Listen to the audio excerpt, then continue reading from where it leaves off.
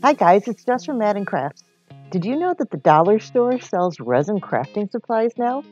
This is one of the newest offerings they have in the Dollar Tree Plus section of the store, where they have items that cost about $3 or $5 rather than the typical $1.25.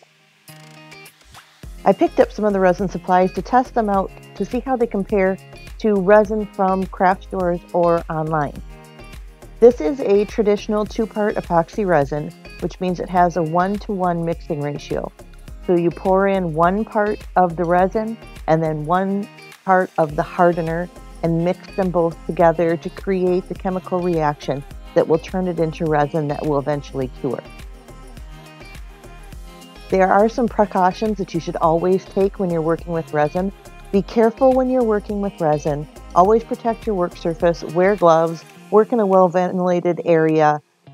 Be safe when you're working with resin, even if the package doesn't tell you to. I mixed up the resin and I was pleasantly surprised to see that there were very little bubbles in the resin after mixing it. Sometimes resin will incorporate a lot of air as you're stirring, and I didn't have that issue with this resin, so that's a pro in its favor. Dollar Tree does sell silicone molds to use with the resin, but I used some bookmark molds that I had from Amazon on hand.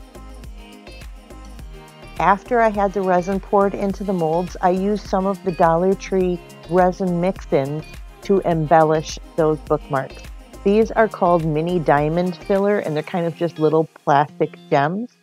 I was pretty happy with how well they went into the resin. They didn't all immediately sink to the bottom of the mold, which is definitely a pro because glitter and embellishments frequently will sink right to the bottom of resin when it's in a mold. I used that mini diamond filler in 3 of the bookmarks and the crushed glass filler in the other 3, and then I let the resin cure overnight. The next day I went to unmold the resin from the silicone molds and they came out beautifully. The resin bookmarks were still a little bit malleable, so they were a little bit bendy right out of the mold, but that's pretty common with resin. You can give it 1 day to cure to get it out of the mold, and then usually I like to set it down on my work surface for another day for it to completely cure to a hardened state. If I use the diamond filler again, I might use some resin dye in the resin ahead of time because these kind of look like bacteria samples. But I am really happy with how the embellishment stayed in the resin, sort of floating and not all sinking to the bottom of the mold. You can see that with the crushed glass filler here too.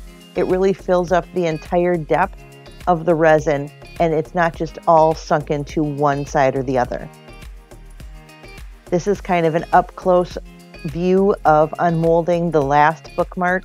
You can see the depth of the resin and you can see that that embellishment really is all the way through the entire depth of the resin.